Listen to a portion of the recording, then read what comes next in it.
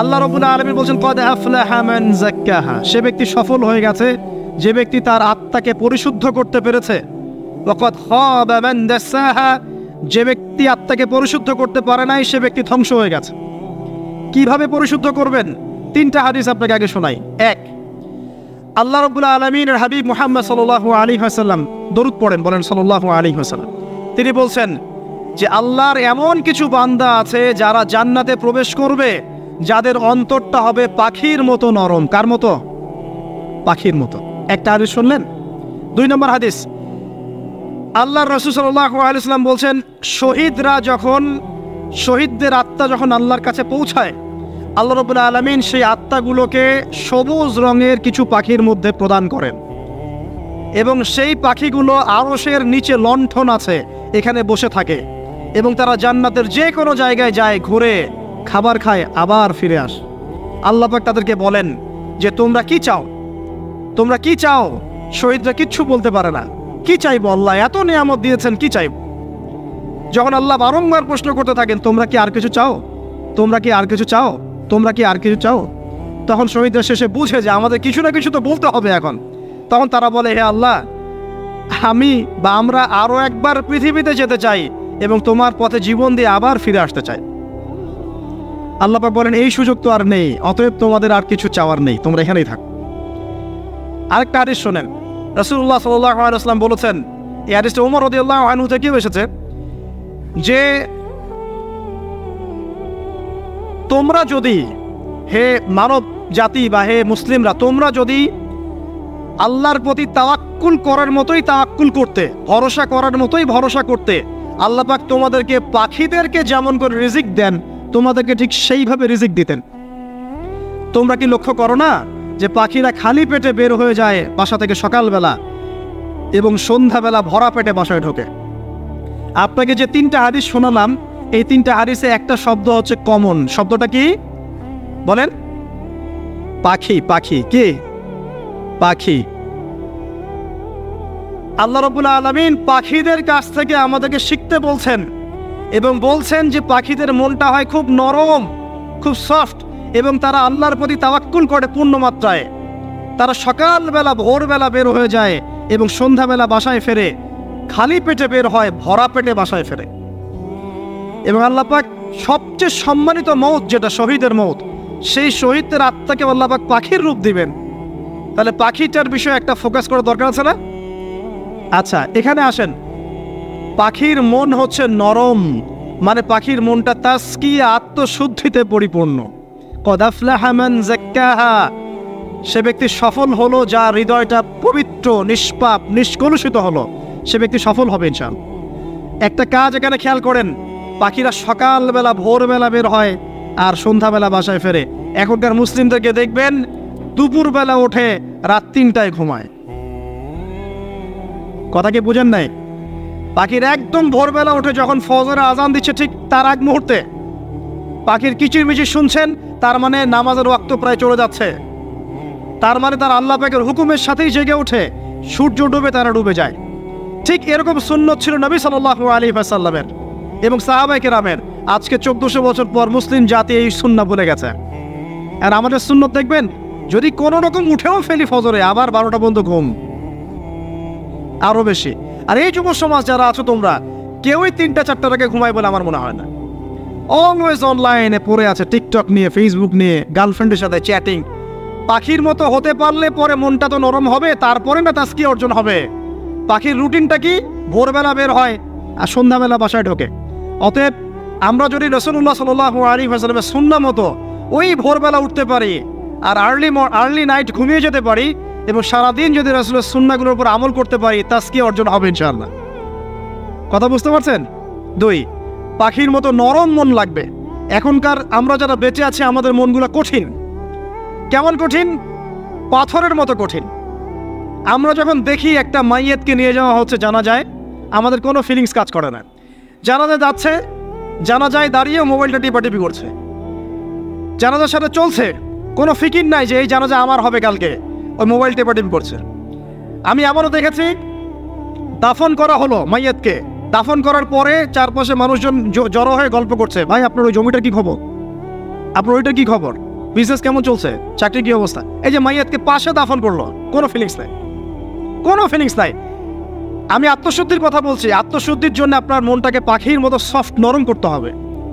যখন আপনি সফট নরম করবেন এবং আত্মশুদ্ধি অর্জন করবেন, তখন দুই ডানা মেলে আপনি আকাশে উঠতে পারবেন ইনশাআল্লাহ। আত্মশুদ্ধি অর্জন না করতে পারলে ডানা কেটে পড়ে যাবে, তখন আর আকাশে উঠতে পারবেন না। কোন আকাশে? ওই যে শহীদের রূহ যে আকাশে চলে গেছে, ওই আকাশ। অতএব মন কেন কঠিন হলো প্রিয় ভাই?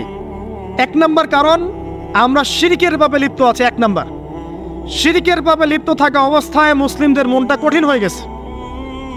আপনি কি মনে করছেন আমরা শিরক করি না? মুসলিমরাও কবর পূজা করে, দেখবেন মুসলিমরাও দেখবেন অনেক ক্ষেত্রে মাজার পূজা করছে। আমি বলিনি যে অলিয়া উলিয়ার মাজার জিয়ারত করা যাবে না, আমি কথা বলছি না, কিন্তু আপনি মৃত মানুষের কাছে আপনার ভালো মন্দ চাইতে পারেন না। কথা বুঝতে পারেন না? আমরা অবশ্যই অলিয়া উলিয়াদের কবর জিয়ারত করব। এটা আপনাকে মৃত্যুর কথা স্মরণ করাবে, তাদের একটা রব আছে যেটাকে আমরা প্রভাব বলি, এটা আপনার মধ্যে আসবে। আমরা অবশ্যই জিয়ারত করব, জিয়ারত করতে বলেছেন নবী সাল্লাল্লাহু আলাইহি ওয়াসাল্লাম, কারণ এটা আপনাকে পরকালের কথা কি করবে? স্মরণ করাবে। ওমরা করতে যান, আল্লাহ পাক সবাইকে তৌফিক দান করুন ওমরা হজ করার এবং বড় হজ করার। আমি দোয়া করি ওখানে সবচেয়ে সেরা যে দৃশ্যগুলো দেখা যায় তার মধ্যে একটা রাসূলুল্লাহ সাল্লাল্লাহু আলাইহি ওয়াসাল্লামের রওজা। ওখানে গেলে চোখের পানি ঝরে না এমন কোনো মুসলিম নাই, আছে? নাই। আরেকটা সবচেয়ে মন নরম করা একটা দৃশ্য হচ্ছে জান্নাতুল বাকি, যেটা আমরা বাকিউল গারকাত বলি, যেখানে আপনি দেখবেন সাহাবায়ে কেরাম রাদিয়াল্লাহু আনহুমের কবর, যতদূর চোখ যায় তাদের কবর। কবরের কোনো মাজার নাই, সেখানে কোনো তাওয়াফ হচ্ছে না কবরকে কেন্দ্র করে, সেখানে কবরে কেউ ফুল চড়াচ্ছে না, একটা ছোট্ট পাথর দেখা যায়, খেলার কিছু না। পৃথিবীর সবচেয়ে শ্রেষ্ঠ মানুষগুলো সেখানে শুয়ে আছেন। ওখানে গিয়ে দাঁড়াবেন, দেখবেন নিজেকে তুচ্ছ বলে মনে হবে আমি এই পৃথিবীতে আর কি করছি? সেরা মানুষগুলি মাটির নিচে, আমি এখানে কি করছি? তো দেখুন প্রিয় ভাইরা, অবশ্যই অলিয়া উলিয়াদের কবর জিয়ারত করবেন, কিন্তু মৃত ব্যক্তি আপনার কল্যাণ করতে পারবে? অকল্যাণ করতে পারবে? হ্যাঁ, তারা আল্লাহর কাছে সুপারিশ করতে পারবে আল্লাহ পাক যখন তাদেরকে অনুমতি দিবেন। তারপরে আল্লাহ পাক যখন অনুমতি দিবেন, তখন নবী সাল্লাল্লাহু আলাইহি ওয়াসাল্লাম সুপারিশ করবেন, অলিয়া উলিয়াগণ করবেন, আলেম ওলামা করবেন, শহীদগণ করবেন, হাফেজে কোরআন করবেন, অনেকেই করবেন ইনশাআল্লাহ। আল্লাহ পাক আমাদের তাকদীরে এইসব সুপারিশ নসিব করুন বলি না আমি। মুসলিমরা আজকে শিরিক করছে অনেক ক্ষেত্রেই।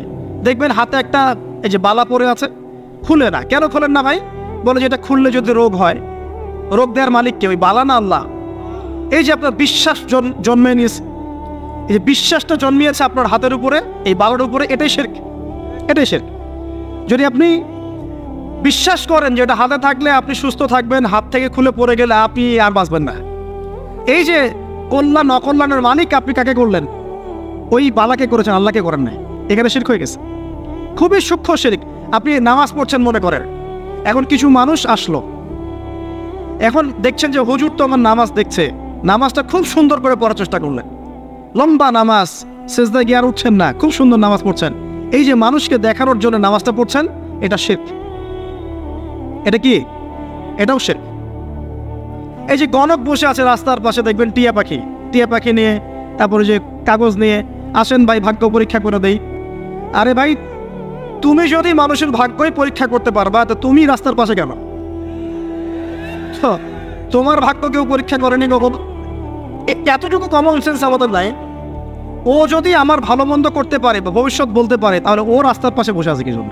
ওর তো প্রাইম মিনিস্টার হওয়ার কথা, এখন ওর তো ইলেকশন করার কথা।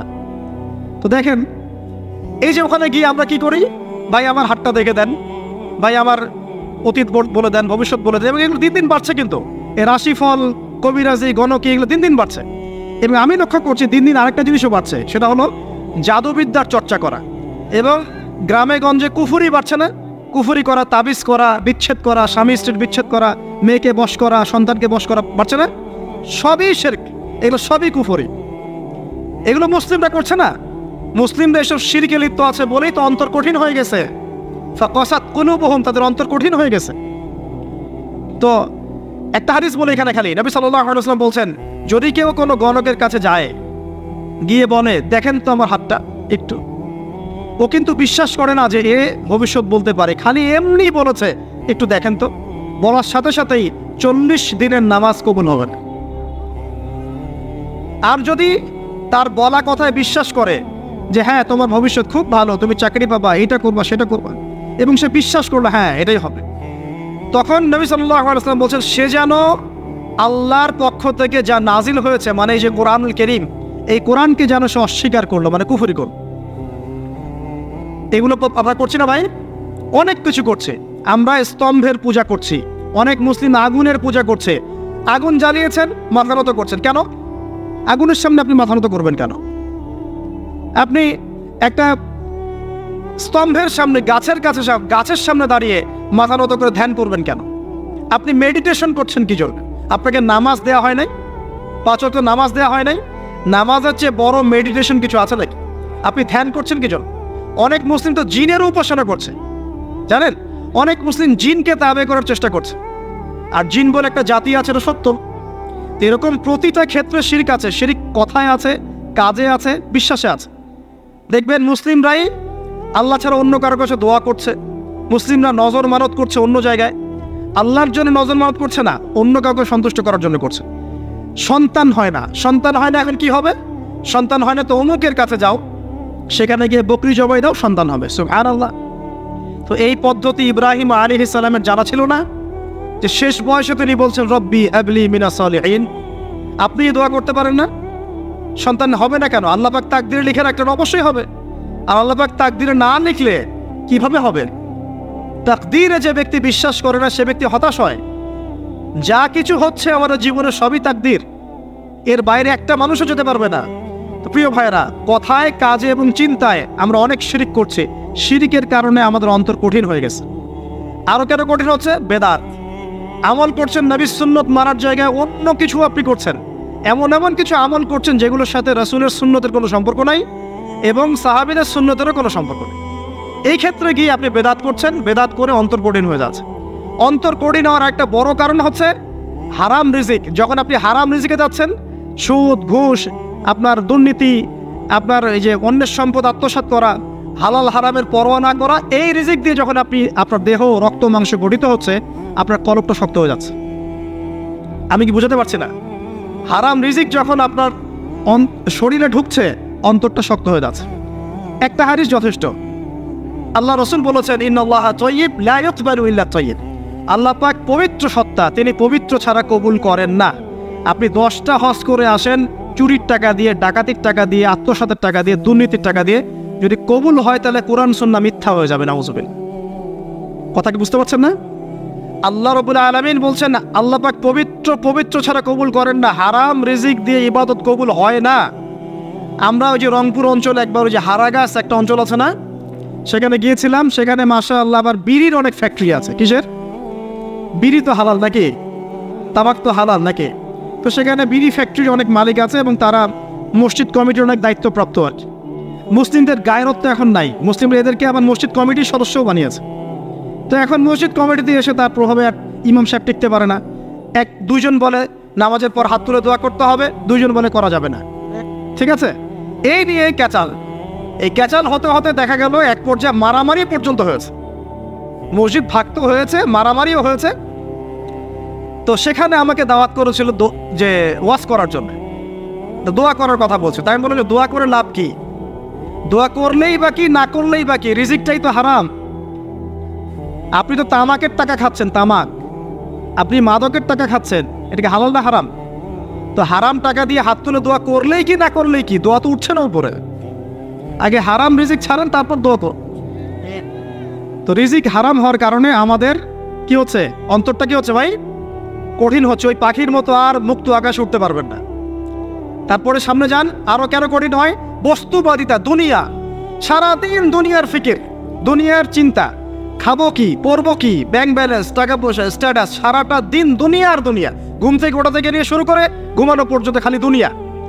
যারা দুনিয়ার নেশায় মত্ত হয়ে আছে, এদের অন্তরটা কঠিন হয়ে যায়। এই অন্তরটা পাখির মতো হতে পারবে না। ঠিক আছে কথা? যারা দুনিয়ার নেশায় মত্ত হয়ে আছেন, এই অন্তরটা কঠিন হয়ে যাবে, পাখির মতো হতে পারবে না। তারপর কি? আরো সামনে যান, দিনই জ্ঞান চর্চা না করা অন্তর কঠিন হওয়ার কারণ। আর কি কারণ? পাপ করা, পাপ। যত বেশি আপনি পাপ করবেন, যত বেশি পর্ন দেখবেন, যত বেশি মাদক খাবেন, যত বেশি জুয়া খেলবেন, যত বেশি অহেতুক সময় নষ্ট করবেন, যত বেশি আপনি অন্যের ক্ষতি করবেন, ঠিক আছে, নিরপরাধ মানুষের উপর নির্যাতন করবেন, যত বেশি আপনি পাপ করবেন, পাপ, এই পাপ করতে করতে করতে মানুষের অন্তর কঠিন হয়ে যায়। ইবনুল কাইয়্যিম রাহিমাহুল্লাহ বলেছেন যে পাপ করতে থাকলে মানুষের অন্তর কঠিন হয়ে যেতে থাকে, এবং ইস্তেগফার আর জিকির করলে গিয়ে মানুষের অন্তর আবার নরম হতে থাকে। পাপের উপর পাপ করতে থাকলে মানুষের অন্তর কঠিন হতে থাকে। এ বিষয়ে রাসূলুল্লাহ সাল্লাল্লাহু আলাইহি ওয়াসাল্লাম বলেছেন, যখন মানুষ একটা পাপ করে কলবের মধ্যে একটা কালো দাগ পড়ে যায়, যখন আরও একটা পাপ করে আরেকটা কালো দাগ পড়ে যায়। এভাবে যখন পাপ করতেই থাকে তখন পুরো কলবটাই কালিমাপূর্ণ হয়ে যায়। এই অবস্থায় যদি সে তওবা করে আল্লাহ পাক মাফ করে দিবেন। যদি এই অবস্থায় তার মৃত্যু হয়ে যায়, তার আত্মাটা থেকে দুর্গন্ধ বের হতে থাকে, যে আত্মাটা কবজ করতে পর্যন্ত মালাকুল মউত মানে ঘৃণা পোষণ করেন। কথা কি বুঝতে পারছেন? যখন অন্তর পাপ করতে করতে কলুষিত হয়ে যাবে, ওয়াকাদ খাবা মান দাসাহা, যখন পাপ করতে করতে অন্তর কলুষিত হয়ে যাবে, তখন আপনার এই মালাকুল মউত পর্যন্ত ওই আত্মাটাকে বের করার সময় ঘৃণা করবে, দুর্গন্ধযুক্ত। আল্লাহ পাক আমাদেরকে পাপ থেকে বাঁচিয়ে রাখুন, আমিন। এরকম কিছু কাজ আছে, বস্তুবাদিতা, শিরক, বেদাত, হারাম রিজিক, সারাদিন দুনিয়ার ফিকির নিয়ে থাকা, ঠিক আছে, অন্যের ক্ষতি করা, পাপ কন্টিনিউয়াসলি করতে থাকা, এবং দিন ছেড়ে দেওয়া, দিনের ইলম ছেড়ে দেওয়া, আল্লাহ পাকের আনুগত্য ছেড়ে দেওয়া, এই কাজগুলো করতে থাকলে মানুষের অন্তর কি হয়? কঠিন হয়ে যায়। এখন সলিউশন কি বলেন? 5 মিনিটে আমি সলিউশন বলছি, কেমন করে আপনি এটাকে নরম করবেন আর পরিশুদ্ধতা অর্জন করবেন এবং ওই পাখির মতো মুক্ত আকাশে উড়বেন। কিভাবে বলবো? 1 নাম্বার, অবশ্যই শিরক ত্যাগ করতে হবে। কি করতে হবে? শিরক ত্যাগ করতে হবে, আল্লাহ পাকের তাওহীদের উপর থাকতে হবে। আল্লাহ পাক তৌফিক দান করুন। লং কিছু বলার সময় নেই আমার হাতে, একটা বই বলছি, কিতাবুত তাওহীদ। কি নাম? কিতাবুত তাওহীদ। এই বইটা অনেক ভার্সন বাজারে বের হয়েছে, কিনে দেখবেন শিরক কত প্রকার, কি কি, তাওহীদ কাকে বলে, কত প্রকার, কি কি। যেটা বুঝবেন না মাদ্রাসা চলে যাবেন, আলেম ওলামার কাছে গিয়ে জিজ্ঞাসা করবেন, হুজুর এটা বুঝি নাই। ঠিক আছে?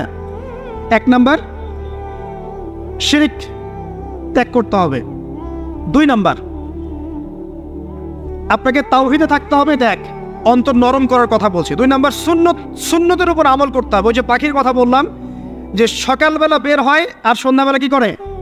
বাসায় ফেরে। খালি পেটে বের হয়, ভরা পেটে বাসায় ফেরে। তার মানে আমাদেরকেও সকাল সন্ধ্যাটা কাটাতে হবে নবী সাল্লাল্লাহু আলাইহি ওয়াসাল্লামের সুন্নত অনুযায়ী। যখন তিনি ঘুমাতেন তখন ঘুমাবেন, যখন উঠতেন তখন উঠবেন, বাকি কাজ যেমন করে করতেন তেমন করে করবেন, তখন অন্তর ইনশাআল্লাহ নরম হয়ে যাবে। ঠিক আছে ভাই? 2। 3 নাম্বার, 5 ওয়াক্ত নামাজ জামাতে। নামাজ আপনাকে যে কোনো পাপ থেকে বাঁচাবে ইনশাআল্লাহ। ভাই জেনা করছেন, নামাজ পড়েন। পর্নোগ্রাফি দেখেছেন, তাও তওবা করে নামাজ পড়েন। আপনি হারাম অ্যাফেয়ার্সে আছেন, হতাশ হয়েন না, নামাজ পড়েন। গোনা ছাড়তে পারছেন না, নামাজ পড়েন। সুদ খাচ্ছেন, নামাজ পড়েন। আপনি পতিতালয়ে গিয়েছেন, নামাজ পড়েন। বেপরদা চলছেন, তাও নামাজ পড়েন। আপনি অন্যের হক নষ্ট করেছেন, তাও নামাজ পড়েন। যে পাপই করেছেন, নামাজটা পড়েন। নামাজ আপনাকে সমস্ত পাপ থেকে বাঁচিয়ে রাখবে ইনশাআল্লাহ। আস্তে আস্তে ইনশাআল্লাহ দেখবেন সব পাপ থেকে আপনি দূরে চলে আসছেন ইনশাআল্লাহ তাআলা। 3 নাম্বার নামাজ। 4 নাম্বার, বেশি থেকে বেশি, ভাই শোনেন, বেশি থেকে বেশি পরকালের ফিকির করবেন। খালি পরকালের চিন্তা করবেন যে আমাকে মৃত্যুবরণ করতে হবে, কবরে যেতে হবে, পুলসিরাত পার হতে হবে, আল্লাহর সামনে দাঁড়াতে হবে। যত বেশি আপনি আল্লাহর ফিকির করবেন, পরকালের ফিকির করবেন, আপনার মনটা নরম হয়ে যাবে ইনশাআল্লাহ তাআলা, মনটা শক্ত হবে না। 5 নাম্বার, মানুষের সাথে খুব বেশি মেলামেশা করবেন না। মানুষের সাথে খুব বেশি মেলামেশা করলে ইবনুল কাইয়্যিম রাহিমাহুল্লাহ বলেছেন অন্তর কঠিন হয়ে যায়। কারণ মানুষ আপনাকে গীবত করাবে, হ্যাঁ, মানুষ খারাপ কাজে নিয়ে যাবে, বেফাস কথাবার্তা বলবেন, হয়তো বেফাস কাজ করবেন, ফজুল কি বাত করবেন, এগুলো করতে গিয়ে আপনি দেখবেন অন্তর কঠিন হয়ে গেছে। এত বেশি মানুষের সাথে মেলামেশার দরকার নাই, প্রয়োজন যতটুকু অতটুকু করবেন। ঠিক আছে? আল্লাহ পাক তৌফিক দান করুন, আমিন। কয়টা বললাম? 5। 6, আমার সবচেয়ে প্রিয় নসিহত, প্রত্যেক দিন মিনিমাম 1 ঘন্টা করে কোরআন তেলাওয়াত করবেন বুঝে। আমি বলিনি না বুঝে করলে কোনো নেকি হবে না, প্রত্যেক হরফে 10 নেকি হবেই হবে, কিন্তু আপনি করবেন বুঝে ইনশাআল্লাহ। যখন বুঝে আপনি প্রত্যেক দিন 1 পারা করে বা 1 ঘন্টা করে কোরআন তেলাওয়াত করবেন, আপনার কলিজা, আপনার কলব নরম হতে বাধ্য, এবং আপনার অন্তরে আল্লাহর নূর নেমে আসবে ইনশাআল্লাহ। দেখবেন আপনার কলব থেকে সমস্ত এই যে পঙ্কিলতা, কলুষতা ইনশাআল্লাহ চলে যাবে ইনশাআল্লাহ তাআলা। 2টো জিনিস অন্তরকে পবিত্র করে ফেলে, এক হচ্ছে কোরআন তেলাওয়াত, আর এক হচ্ছে বেশি থেকে বেশি আল্লাহর জিকির এবং ইস্তেগফার। তো কোরআন তেলাওয়াত বাড়িয়ে দেন। আল্লাহ পাক সবাইকে কোরআন তেলাওয়াত করার তৌফিক দান করুন, আমিন। যারা শেখেন নাই আজকে ওয়াদা করেন যে কোরআন আপনারা বিশুদ্ধ করে পড়া শিখবেন, ওয়াদা করেন।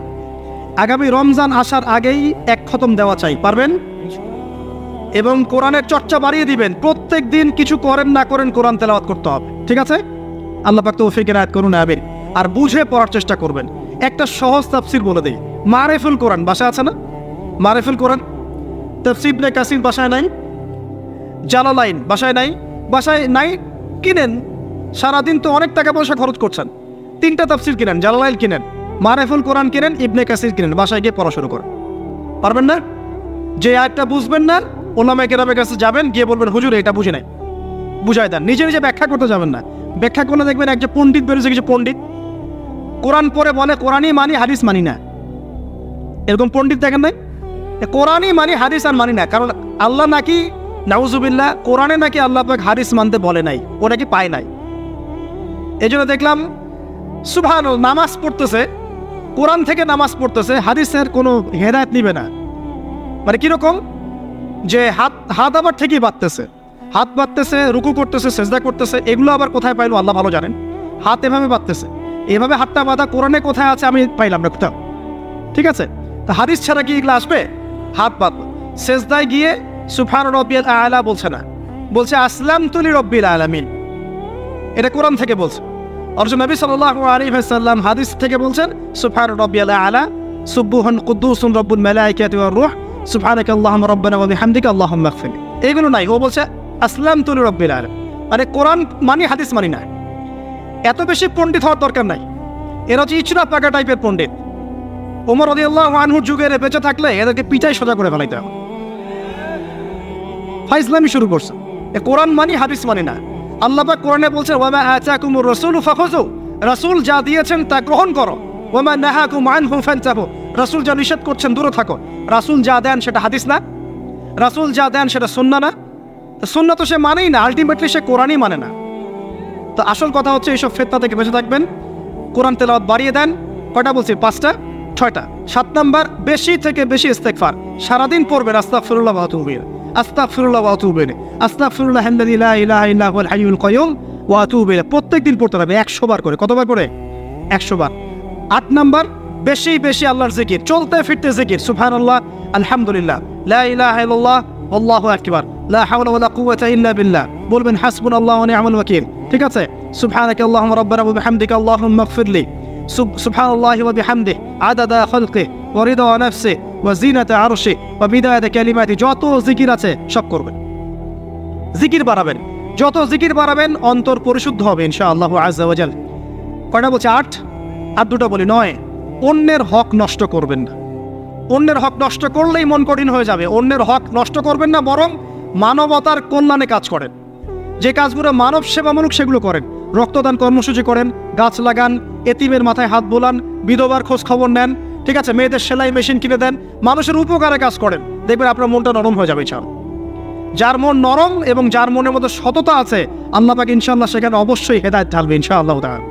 আর 10 নম্বর সবচেয়ে শেষ হচ্ছে যে কবর জিয়ারত করবেন বেশি বেশি করে, এবং নিজের মৌতের কথা স্মরণ করে আল্লাহর কাছে বেশি বেশি দোয়া করবেন। কি দোয়া করবেন? ইয়া মুকাল্লিবাল কুলুব সাব্বিত কলবি আলা দীনিক, ইয়া মুসাররিফাল কুলুব সাররিফ কুলুবানা আলা তাআতিক। এই দোয়াগুলো করবেন ইনশাআল্লাহ। এবং কবর জিয়ারত করবেন সপ্তাহে সপ্তাহে, পারলে 2 দিন 3 দিন পর পর কবরস্থানে যাবেন। ইনশাআল্লাহ দেখবেন আপনার মন নরম হবে ইনশাআল্লাহ আযজা ওয়া জাল। এখনকার এই সভ্যতা এসে কবরস্থানকে সমাজ থেকে দূরে সরিয়ে দিয়েছে। অথচ আগে মুসলিমদের কবরস্থান ছিল মসজিদের পাশে, 5 ওয়াক্ত নামাজ পড়তো, কবর জিয়ারত করে বাসায় যেত।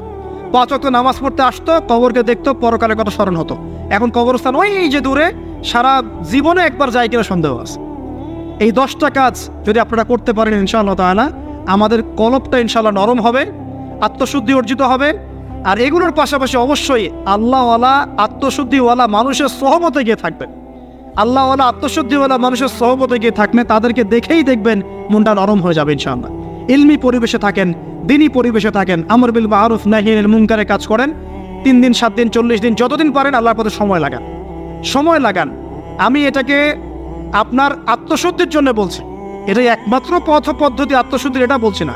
এখানে গেলে আপনি ইনশাআল্লাহ আপনার ইসলাহ এবং সংশোধনের জন্য কাজ করতে পারবেন। আল্লাহ রাব্বুল আলামিন আমাদের সবার কলবগুলোকে পরিচ্ছন্ন করুন। আল্লাহ পাক আমাদের সবাইকে শিরকের পাপ থেকে বাঁচিয়ে রাখুন, হৃদয় কঠিন হওয়া থেকে বাঁচিয়ে রাখুন। আল্লাহ পাক আমাদেরকে বেশি থেকে বেশি কোরআন তেলাওয়াত করার তৌফিক দান করুন, দ্বীনি জ্ঞান চর্চা করার তৌফিক দান করুন। আল্লাহ পাক আমাদের সবাইকে হারাম রিজিক, জেনা, সুদ, ঘুষ থেকে বাঁচিয়ে রাখুন। আল্লাহ পাক আমাদেরকে পরকালীন চেতনায় এই দুনিয়ার জীবন কাটানোর তৌফিক এনায়েত করুন। আমি হাদিসটা কঠিন। রাসূলুল্লাহ সাল্লাল্লাহু আলাইহি ওয়াসাল্লাম বলেছেন, যখন নবীর নাম উচ্চারিত হবে তখন বলবেন কি? সাল্লাল্লাহু আলাইহি ওয়াসাল্লাম। নবী সাল্লাল্লাহু আলাইহি ওয়াসাল্লাম বলেছেন, মান তারাকা সালাতান মুতাআম্মিদান ফাকাদ কাফারা। মান মানে যে কেউ, তারাকা মানে ছেড়ে দিল, ত্যাগ করলো, সালাতান মানে নামাজ, মুতাআম্মিদান মানে ইচ্ছাকৃতভাবে, ফাকাদ কাফারা সে ব্যক্তি কুফরি করলো। এই হাদিসটাকে আগে শুনেছেন?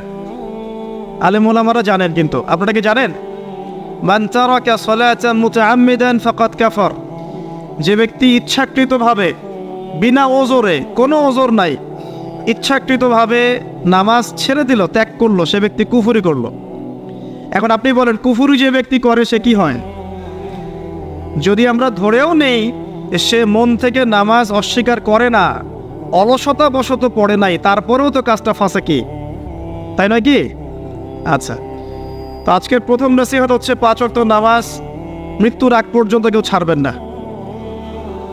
আমার সাথে ওয়াদা করেন যে ইনশাআল্লাহ আগামী যতদিন বেঁচে থাকব 5 ওয়াক্ত নামাজ জামাতে পড়ার চেষ্টা করব, যদি জামাত না পাই একা পড়ার চেষ্টা করব। আল্লাহ পাক তৌফিক দান করুন, আমিন। আজকে যদি এই কথাটাই শুধু বাসায় নিয়ে যেতে পারেন, 5 ওয়াক্ত নামাজ আর জীবনে ছাড়বো না, আমাদের আজকের মাহফিল সফল। আর আজকে যদি অনেক কথাবার্তা হয় ওয়ার্ল্ড অ্যাফেয়ার্স নিয়ে, ইকোনমিক্স নিয়ে, শেষ জামানা নিয়ে, ঠিক আছে, আমাদের সমকালীন ফিতনাগুলো নিয়ে, কিন্তু দিন শেষে বাড়িতে যদি কিছু না নিয়ে যেতে পারেন তাহলে আলোচনায় এসে কোনো লাভ নাই। এই ছবি তোলাতুলি, ভিডিও করা, হ্যাঁ, স্লোগান দেয়া, আইওয়াস শোডাউন করার মধ্যে কোনো ফায়দা নাই। ফায়দা কিসে? কদ আফলাহা মান যাক্কাহা। আল্লাহ পাক সূরা শামসের মধ্যে বলছেন, কদ আফলাহা, সে ব্যক্তি সফল হয়ে গেল। সে ব্যক্তি সফল হয়ে গেল মানে সে জান্নাতে চলে যাবে ইনশাআল্লাহ। কে? মান যাক্কাহা, যে ব্যক্তি তার নফসটাকে, তার এই যে কলব, এটাকে পরিশুদ্ধ করতে পেরেছে, সে ব্যক্তি সফল হয়ে গেল। ওয়াকাদ খাবা মান দাসাহা, যে ব্যক্তি তার নফসটাকে পরিশুদ্ধ করতে পারলো না, সে ব্যক্তি ধ্বংস হয়ে গেল। নফস কিভাবে পরিশুদ্ধ হবে, এটা আমাদের আজকের আলোচনার টপিক। তার আগে আমরা বলি, 5 ওয়াক্ত নামাজ ছাড়া নফস কখনো পরিশুদ্ধ হবে না। তো আজকে আমরা অনেক যদি আলোচনা করি, বাসায় কিছু নিয়ে যেতে না পারি, তাহলে আলোচনার কোনো লাভ নাই, কোনো ফায়দা নাই। মানুষকে দেখানো, তাকবীর দেয়া, এই যে আমাকে প্রোটোকল দিয়ে নিয়ে আসলেন, ঠিক আছে, ভালোবাসা ভালোবাসার জায়গায়, কিন্তু দিন শেষে যদি আমরা আল্লাহর সামনে আত্মসমর্পণ করতে ব্যর্থ হই, তাহলে এই মাহফিলগুলোর বরকত নষ্ট হয়ে যাবে। আমরা কি চাই যে মাহফিলের বরকত নষ্ট হয়ে যায়? আসরের জামাত আমরা আদায় করেছি, এই জামাত আমাদেরকে শৃঙ্খলা শিখিয়েছে, শেখায় নাই? একজন ইমাম লিড দিলেন নামাজে, আপনারা তাকে ফলো করলেন, তাই নয় কি? এটাই তো হচ্ছে মুসলিম উম্মার বৈশিষ্ট্য। মুসলিম উম্মা হবে শৃঙ্খলাবদ্ধ জাতি, যাদের প্রতিটা কাজ হবে সুশৃঙ্খল। আর আমাদের কাজগুলো কি এখন সুশৃঙ্খল? আমরা কিন্তু উশৃঙ্খল জীবনযাপন করি। দেখবেন ওই যে একটা হাদিস আছে শেষ জামানায়, যে নারী পুরুষের পোশাক পরবে, পুরুষ নারীর পোশাক পরবে। এই যে উশৃঙ্খলতা, দেখেন না এখন শেষ জামানায় আপনি দেখবেন এমন এক শ্রেণীর মেয়ে বের হয়েছে বাজারে, রাস্তাঘাটে, সমাজে, যারা কাপড় পরবে কিন্তু কাপড় পরেও নগ্ন থাকবে। এ কোনো হাদিস আমি বানিয়ে বলছি না, সবগুলো হাদিস সহিহ। এখন দলিল দিতে গেলে অনেক সময় চলে যাবে।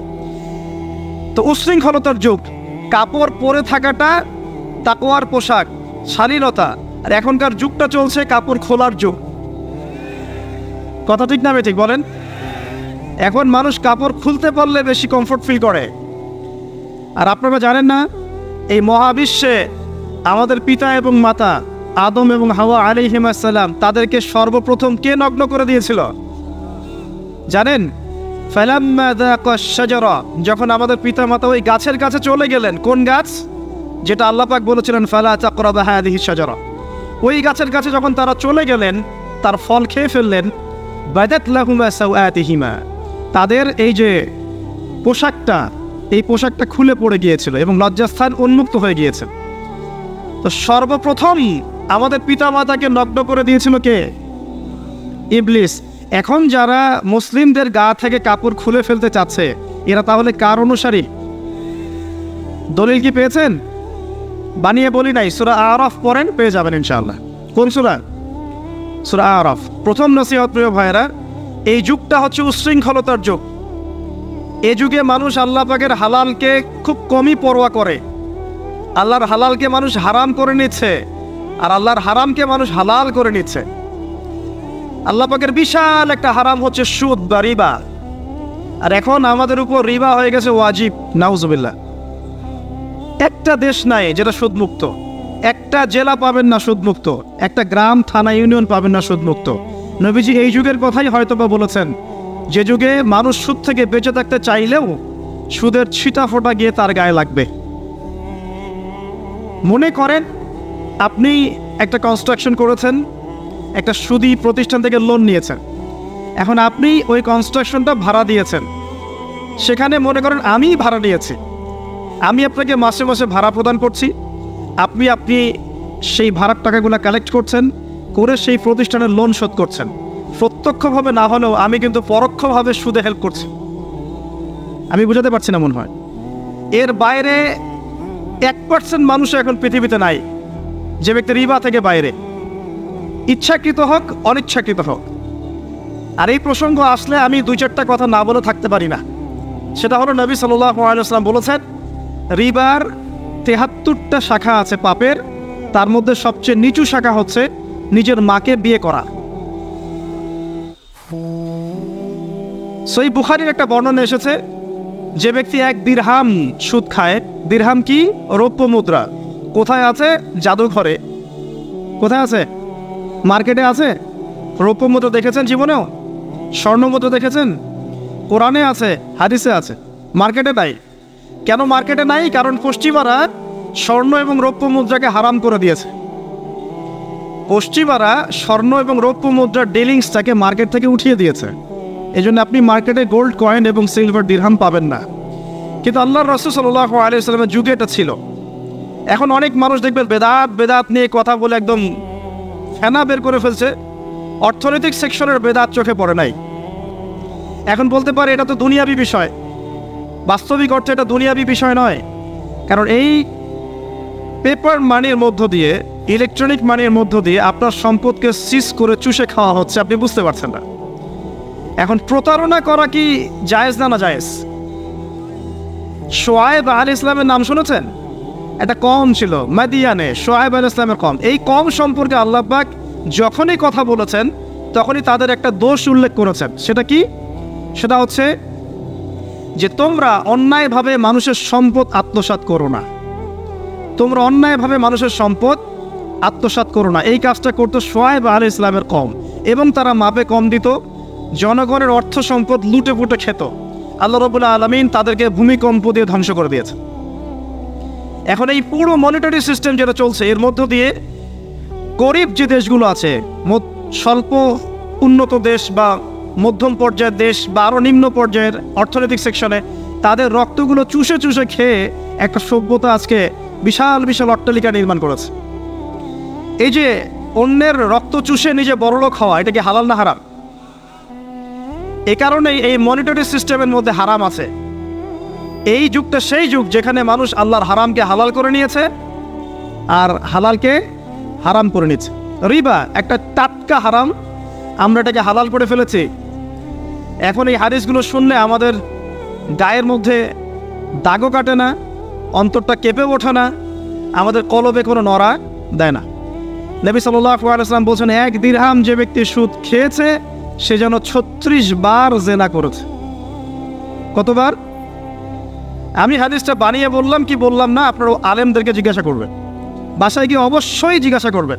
যদি দেখেন হাদিস ঠিক আছে, সরি, তাহলে আল্লাহর ওয়াস্তে এখন যেমন তওবা করলেন আমি 5 ওয়াক্ত নামাজ ছাড়বো না, ঠিক আমার সাথে আবার তওবা করেন যে সারা জীবন সুদ খাবো না ইনশাআল্লাহ।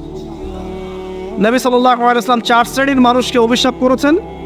এক শ্রেণী যে সুদ খায়, 2 নাম্বার যে দেয়, 3 নাম্বার যে সাক্ষী থাকে, 4 নাম্বার যে লিখে রাখে। এখন আপনি বলেন এই পুরো মনিটরি সিস্টেমের মধ্যে এই 4 শ্রেণীর মানুষ আছে না? কোনো না কোনোভাবে আমরা এর সাথে সম্পৃক্ত নই কি? সম্পৃক্ত। অতএব আল্লাহর এই বাণীকে যদি ভয় করেন, কোন বাণী? আল্লাহ পাক বলছেন ইয়া আইয়ুহাল্লাযীনা আমানু হে মুমিনগণ ইত্তাকুল্লাহ, তোমরা আল্লাহকে ভয় করো। ওয়াযারু মা বাকিয়া মিনার রিবা ইন কুনতুম মুমিনিন, তোমরা সুদের অবশিষ্ট অংশগুলো ছেড়ে দাও যদি প্রকৃতপক্ষে তোমরা মুমিন হয়ে থাকো। ওয়া ইন লাম তাফআলু, তোমরা যদি সুদ না ছাড়ো, আল্লাহর হুঁশিয়ারি শোনেন, যদি তোমরা সুদ না ছাড়ো, ফাযানু বিহারবিন মিনাল্লাহি ওয়া রাসূলিহি, তাহলে আল্লাহ এবং তার রাসূলের সাথে যুদ্ধের ঘোষণা শুনে রাখো।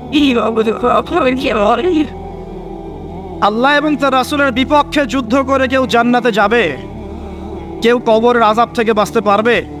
কেউ হাউজে কাউসারের পানি পাবে? আল্লাহ এবং তার রাসূলের সাথে যুদ্ধ করে কেউ টিকতে পারবে? আপনার কি তাই মনে হয়? যদি মনে হয় তাহলে দিব্যি সুদ খান, কোনো সমস্যা নেই। আর যদি মনে হয় যে আল্লাহ এবং তার রাসূলের সাথে যুদ্ধ করে আমি পার পাবো না, আল্লাহ এবং তার রাসূলের বিরুদ্ধাচরণ করে আমার কবর টিকবে না, কারণ আমি একটা কথা বারবার বলি আপনাদেরকে যে আল্লাহ ছাড়া আমাদের আপন বলতে কেউ আছে? একাই এসেছেন পৃথিবীতে, একাই যেতে হবে। আপনার খ্যাতি, আপনার অর্থনৈতিক খ্যাতি, অর্থের প্রতিপত্তি, আপনার ক্ষমতার দাপট, আপনার ধর্মীয় দাপট, কোনো কিছুই, ফ্যান ফলোয়ার্স, কেউ আপনার সাথে কবরে যাবে না। মনে করেন আমি আসছি, আপনারা সবাই স্লোগান দিচ্ছেন, কথার কথা আপনারা আমাকে ভালোবাসেন, বা একজন পলিটিশিয়ান আসছে, আপনারা সবাই স্লোগান দিচ্ছেন, ভালোবাসেন তাকে। দিন শেষে ওই পলিটিশিয়ান একাই কবরে যাবে, দিন শেষে আপনিও একাই কবরে যাবেন, আমিও একাই কবরে যাব। আলটিমেটলি কি হলো? দুনিয়া এবং আখেরাতে আল্লাহ ছাড়া প্রকৃত বন্ধু আমাদের কেউ নাই, প্রকৃত মওলা কেউ নাই। সেই আল্লাহ এবং তার রাসূলের বিরুদ্ধাচরণ করে কেউ তার সাথে যুদ্ধ করে কবরে পার পাবে, এমনটা ভাবা বোকামি নয় কি? আল্লাহ পাক আমাদেরকে বোঝার তৌফিক দান করুন। এটা সেই যুগ যে যুগে মানুষ আল্লাহর হারামগুলোকে হালাল করে নিচ্ছে। মাদক দ্রব্য হালাল না হারাম?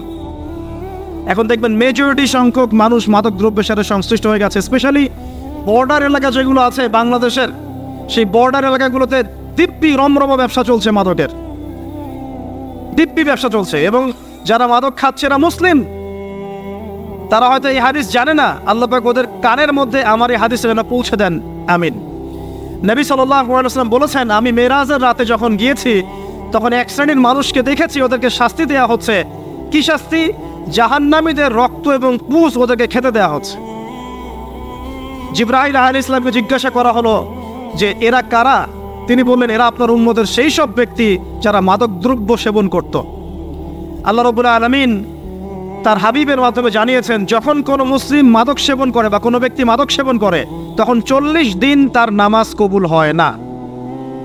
এরপর যদি সে তওবা করে তাহলে আল্লাহ পাক তার তওবা কবুল করবেন ইনশাআল্লাহ। যদি সে আবারও মাদক খায় তওবা করার পর, আবার 40 দিন তার নামাজ কবুল হবে না।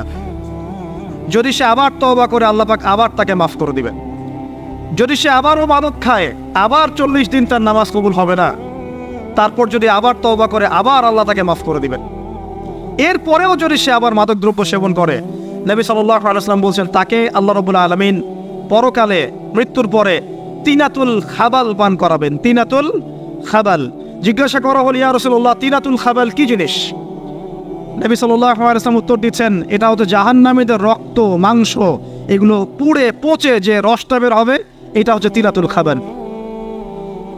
এই যে দুনিয়াতে যারা ওয়াইন খাচ্ছে, শ্যাম্পেইন, ওয়াইন, বিয়ার, তারপরে যে কি ভোদকা, হ্যাঁ, গাঁজা, হেরোইন, ফেন্সিডিল, ইয়াবা, একটা বিষয় শোনেন, কি কারণে আপনি সেখানে যাচ্ছেন? হতাশা, অথবা সঙ্গদোষ, অথবা পারিবারিক চাপ, অথবা যে গার্লফ্রেন্ড ছেড়ে চলে গেছে, এই তো বিষয়গুলো। কি কারণে মানুষ মাদকের কাছে যায়? কেন যায়? কারণটা কি? আমরা যখন ফিলোসফি পড়তাম তখন একটা তত্ত্ব পড়ানো হয়েছে আমাদেরকে। তত্ত্বটার নাম হচ্ছে কার্যকারণ তত্ত্ব। মানে প্রত্যেকটা কাজের পিছনে একটা কারণ থাকে, ঠিক আছে? এই যে মুসলিমরা নামাজ পড়ে কেন? আল্লাহর জন্য। মুসলিমরা যাকাত দিবে কেন? আল্লাহকে সন্তুষ্ট করার জন্য।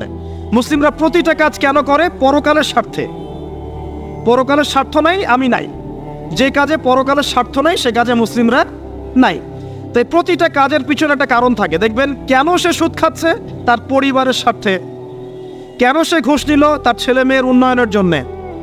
কেন সে দুর্নীতি করছে? বিকজ সম্পত্তি অর্জন করে সে তার ভবিষ্যৎ প্রজন্মকে সিকিউর করতে চায়। কেন সে মাদক খেলো? ওই যে গার্লফ্রেন্ড ছেড়ে চলে গেছে তাই। কেন মাদক খেলো? ওই যে এক বন্ধু মাদক খায়, সে ডাকছে আয় একটা টান দে, সঙ্গদোষ। কেন সে মাদক খেলো? পরিবারের চাপ, হতাশা। কেন মাদক খাচ্ছে? চাকরি পায় না, বেকার, মাদক খাচ্ছে। মানে মেন্টাল চাপগুলো নিতে পারছে না, সে মাদক খাচ্ছে। সবচেয়ে বেশি মানসিক চাপ কাদের উপর আসে জানেন? 1 নম্বর নবীগণের উপরে, 2 নম্বর আল্লাহর সৎ বান্দাদের উপরে, তারপর যার ঈমান যত উঁচু তার উপর মানসিক চাপ তত বেশি আসে। এখন যদি মানসিক চাপের সলিউশন মাদকই হবে, তাহলে তো আমাদেরই মাদক খাওয়া দরকার ছিল, নাউজুবিল্লাহ। আর আমরা যে পরিমাণ মানসিক চাপ ফেস করি এটা চিন্তাই করতে পারবেন না। যে যত বড় দায়িত্বশীল, যারা পলিটিশিয়ান, ওদেরকে জিজ্ঞাসা করবেন তারা কি পরিমাণ মানসিক চাপ নিয়ে ঘোরে। আপনার কাছে মনে হচ্ছে যে একটা ক্ষমতা পেয়েছেন, খুব মানে উনি অনেক বড় ক্ষমতাধর, উনি অনেক ভালো আছেন, উনি মোটেই ভালো নাই।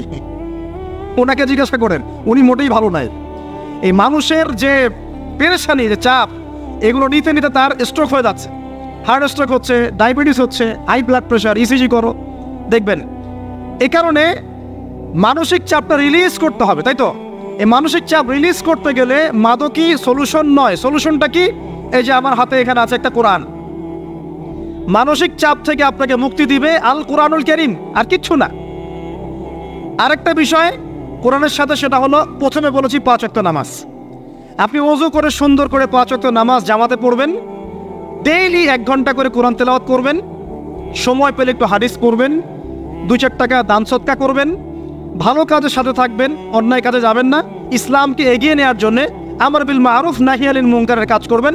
আপনার চেয়ে সুখী কোনো মানুষ পৃথিবীতে নাই। ওই সুখ যদি ওই যে বুশরা জানতে পারতো না, তাহলে আপনার কলিজার মধ্যে পারমাণবিক বোম মেরে দিত। কথা বুঝতে পারেন নাই? পশ্চিমারা যদি জানতে পারতো যে মুসলিমরা কত শান্তিতে থাকে এসব কাজ করার পরে, তাহলে আমাদের অন্তরের মধ্যে পারমাণবিক বোম মেরে ধ্বংস করে ফেলত। ওরা তো আমাদের সুখ দেখতে পারে না, পারে?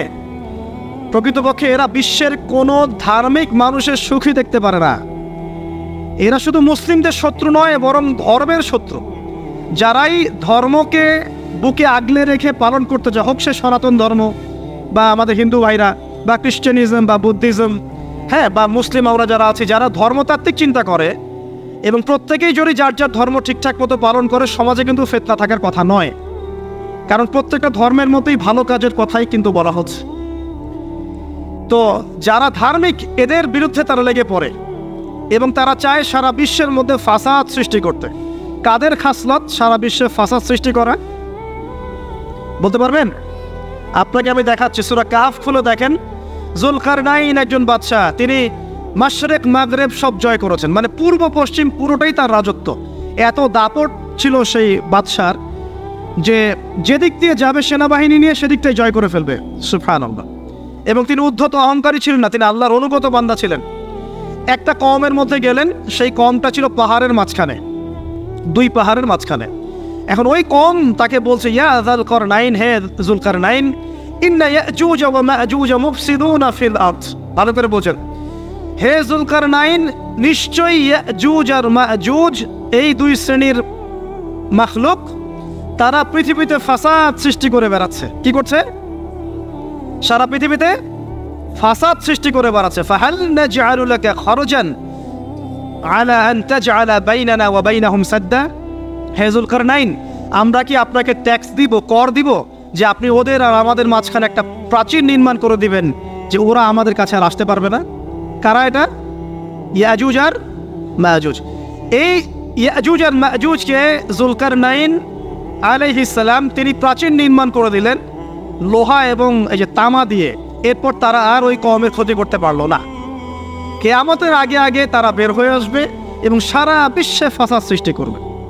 এখনও তারা বের হয়ে আসছে, আমি সেটা বলছি না, কিন্তু এখন পুরো বৈশ্বিক প্রেক্ষাপটে যারা বিশ্বে ফাসাদ সৃষ্টি করে বেড়াচ্ছে, এদের মধ্যে এই ইয়াজুজ মাজুজের খাসলত আছে, চরিত্র আছে। দেখবেন ওই দিকে ইউক্রেনকে ব্যস্ত রেখেছে রাশিয়ার এগেনস্টে এবং নিউক্লিয়ার যুদ্ধ বাঁধানোর পায়তারা করছে। এটা অলমোস্ট আমাদের ঘরের কোনায় চলে এসেছে। নকিং অ্যাট দ্য ডোর বলে একটা কথা আছে ইংরেজিতে, একদম ঘরের কোনায়। যে কোনো মুহূর্তে দেখবেন ওয়ার্ল্ডে একটা ম্যাসাকার সৃষ্টি হয়ে গেছে আর কি। ওইদিকে তাইওয়ানকে ব্যস্ত রেখেছে চায়নার এগেনস্টে, ওইদিকে ইসরায়েলকে ব্যস্ত রেখেছে প্যালেস্টাইনিদের এগেনস্টে, এদিকে দেখবেন যে ইরাকে ব্যস্ত রেখেছে এই কন্টিনেন্টকে ISIS দিয়ে। ঠিক আছে, বাংলাদেশকেও ব্যস্ত রাখার চেষ্টা করছে মায়ানমারকে দিয়ে, দেখছেন না? তো পুরো বিশ্ব জুড়ে এদের এজেন্ডা হচ্ছে সারা বিশ্বে আমরা ফাসাদ সৃষ্টি করে মানব জাতিকে কমিয়ে ফেলবো, মুসলিমদেরকে ধ্বংস করব, মুসলিম যুবকদেরকে পর্ন দেখাবো, ওদেরকে মাদক খাওয়াবো, ওদের মধ্যে জেনা, অশ্লীলতা, পরকীয়া ছড়িয়ে দিব, হ্যাঁ, এবং মহামারী ছড়িয়ে দিব, দিয়ে মুসলিম জনসমষ্টিকে কমিয়ে নিয়ে আপোষে ক্রন্দলে লাগিয়ে দিয়ে আস্তে আস্তে আমরা বিশ্বে শাসন করতে হবে, এদেরকে ডমিনেট করে দিই। এবং এই এজেন্ডা বাস্তবায়নের দিকে তারা এগিয়ে যাচ্ছে সুকৌশলে। আর আমরা কি করছি ভাই? আমরা শুধু কাজ যতটুকু না করছি তার চেয়ে বেশি আমরা আইওয়াসা শোডাউন করছি। দেখেন, বেশিরভাগ মানুষ আমাদের নামাজের খবর নাই, বেশিরভাগ মানুষ তাজকি আত্মশুদ্ধির খবর নাই, ভালো আলেমের কাছে এসে পড়ে থাকবে কোনো খবর নাই, কোরআন পড়া শিখবে এসবের খবর নাই।